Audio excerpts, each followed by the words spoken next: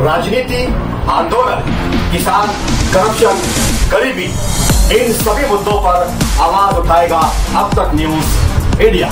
सत्ता के आगे जब भी सवाल कमजोर पड़ने लग जाए तो सवाल उठाने पड़ते हैं। बोल के लफ्ज आजाद है तेरे, बोल के सच जिंदा है अब तक। सारे जहां से अच्छा हिंदुस्तान हमारा, हम बुलबुलें हैं इसकी ये गुलसितां हमारा। मजहब नहीं सिखाता आपस में बैर रखना, हिंदी है हम वतन है हिंदुस्तान हमारा। मैं मुस्लिम हूँ तू हिंदू है दोनों इंसान। ला मैं तेरी गीता पढ़ लूं तू पढ़ ले कुरान। अपने तो दिल में है दोस्त बस एक ही अरमान, एक थाली में खाना खाए सारा हिंदुस्तान। आज देश में नफरत और दुश्मनी की राजनीति की दिशा क्या है ये हर कोई जानता है।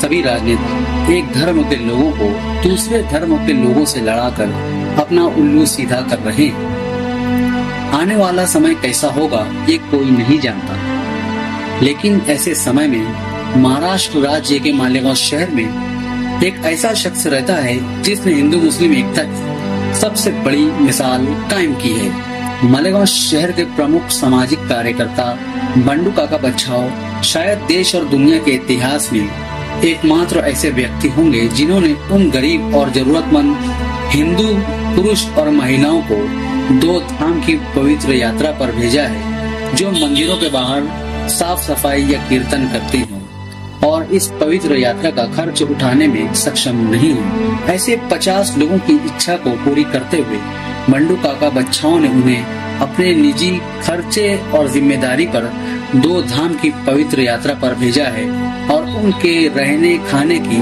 उचित व्यवस्था भी की है। जैसा कि हमने आपको बताया कि बंडू काका बच्छाव सभी जातियों और धर्मों के लिए काम करते हैं। हिंदू समुदाय के लोगों को यात्रा पर भेजने के तुरंत बाद बंडू काका ने मुस्लिम समुदाय के मस्जिद में नमाज पठन करने वाले इमाम और मस्जिद की साफ सफाई व अजान देने वाले बांगी, ऐसे टोटल 21 लोगों को उम्रा जैसी पवित्र यात्रा पर भेजने का ऐलान किया है और अब इसकी तैयारी भी पूरी हो चुकी है। इन 21 लोगों के उम्रा का सफर का पूरा खर्च 12 बलूतेदार मित्र मंडल के संस्थापक बंडू काका बच्छाव उठाएंगे। बंडू काका बच्छाव नासिक जिले में एक ऐसा नाम है जो हर व्यक्ति की मदद के लिए हर वक्त तैयार रहता है, चाहे वो किसी भी जाति या धर्म का हो। उन्होंने अपने जीवन में धर्म और जाति के आधार पर कभी भी कोई भेदभाव नहीं किया है। पेशे से एक सफल किसान बंडू काका बच्छाव का कहना है कि उनके जीवन का एकमात्र उद्देश्य अधिक से अधिक लोगों की सेवा करना है, क्योंकि यही भगवान की पूजा करने का सबसे बड़ा साधन है। काका की उपलब्धियों में से एक यह है कि उनका किसी भी राजनीतिक दल से संबंध नहीं है, लेकिन 12 बलूतेदार मित्र मंडल नामक उनका एक संगठन है जिसमें हिंदू, मुस्लिम, सिख, ईसाई सहित सभी धर्मों के लोग शामिल हैं और इस संगठन ने सामाजिक कार्यों में कई उपलब्धियां हासिल की हैं। बंडू काका बच्छाव की ये भी विशेषता रही है कि वो सामाजिक क्षेत्रों में सक्रिय रहने वाले लोगों को सम्मानित भी करते हैं और अक्सर सम्मान कार्यक्रम आयोजित कर समाज के सच्चे सेवकों को प्रोत्साहित भी करते हैं। हालांकि बंडू काका बच्छाव की समाज सेवा लगभग 2 दशकों से चल रही है, जिसे इस वीडियो में पूरी तरह से कवर करना संभव नहीं है। लेकिन आइए आज हम बंडू काका बच्छाव के कुछ कार्यों पर एक नजर डालते हैं। बंडू काका बच्छाव कौन है और क्या है उनके जीवन का उद्देश्य। शुरुआत करते हैं साल 2020 में कोरोना महामारी से। साल 2020 पूरी दुनिया के लिए सबसे खतरनाक दौर था, जहां लोग इस महामारी से अपनी जान बचाने और सुरक्षित रहने की कोशिश कर रहे थे। उस समय जहां लोग अपने परिवार के ऐसे सदस्यों जो कोरोना से प्रभावित थे उन्हें अस्पताल में छोड़कर भाग जाते थे और कई दिनों तक अस्पताल में रहने के बाद ऐसे कई मरीजों की मौत हो गई, जिसके बाद अस्पताल के जिम्मेदार व प्रशासन को मृतकों का अंतिम संस्कार करने में बड़ी बाधाएं आती थीं। ऐसे समय में बंडू काका बच्छाव और 12 बलूतेदार मित्र मंडल के सभी सदस्यों ने अपनी जान की परवाह किए बिना ऐसे लोगों का अंतिम संस्कार का क्रियाक्रम पूरा किया और अपनी जान की बाजी लगाकर कई लोगों की जानें बचाई और लोगों के जीने का सहारा बने। कोरोना काल में जब चिकित्सा क्षेत्र में लूट मची थी अस्पताल कोरोना के मरीजों से लाखों रुपए बिल के रूप में लूट रहे थे। ऐसी परिस्थिति से निपटने और कोविड महामारी से प्रभावित गरीब और जरूरतमंद लोगों के इलाज के लिए बंडू काका बच्छाव ने राम रहीम कोविड सेंटर की स्थापना की और कोरोना से प्रभावित कई लोगों को यहाँ इलाज के लिए भर्ती कराया गया। राम रहीम कोविड सेंटर में बंडू काका बच्छाव के साथ कई हिंदू मुस्लिम डॉक्टरों ने इन मरीजों का मुफ्त में इलाज किया और उन्हें कोरोना महामारी से छुटकारा दिलाया।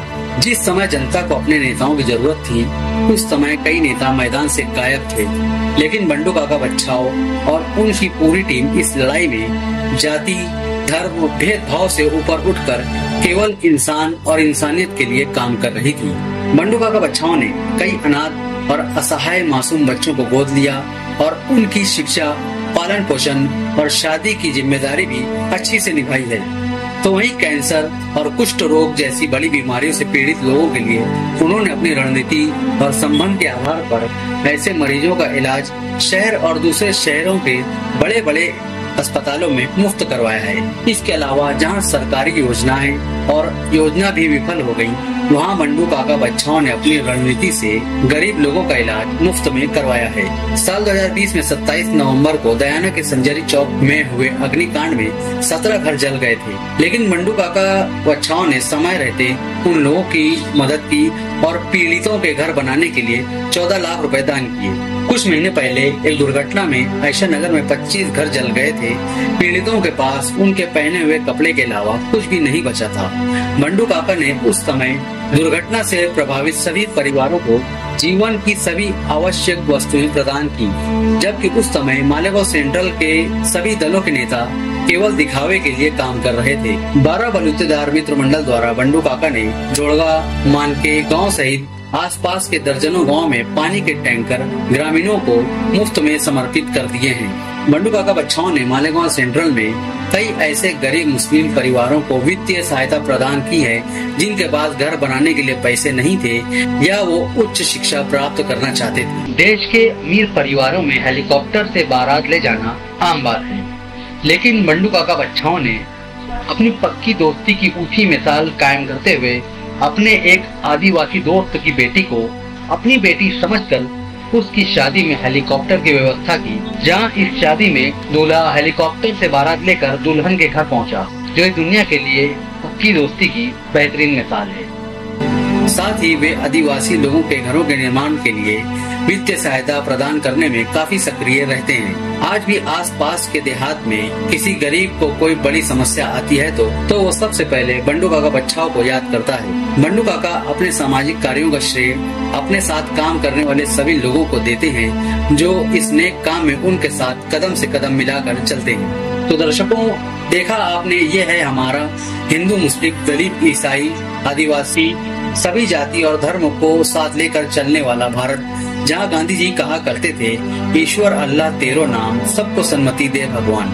तो आज हमें गांधी जी के सपनों का भारत, अशफाक उल्लाह खां के सपनों का भारत, भगत सिंह के सपनों का भारत, चंद्रशेखर आजाद के सपनों का भारत बनाना है। इस भारत में जहाँ हम देखते हैं कि नफरत का बाजार सज रहा है, लड़ाओ और राज करो वाली अंग्रेजों की यही नीति देश में आज भी चल रही है, लेकिन हमें फख्र है कि आज भी बंडू काका बच्छाव जैसे लोग एक उज्जवल भारत बनाने के लिए अपना योगदान दे रहे हैं, जिसमें सभी जाति और धर्म के लोगों को समान अधिकार और सम्मान मिलना चाहिए। और यही हमारे देश का संविधान भी कहता है, we the people of India.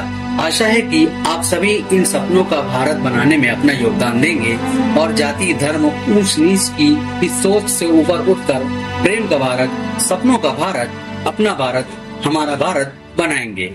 जय हिंद, जय महाराज।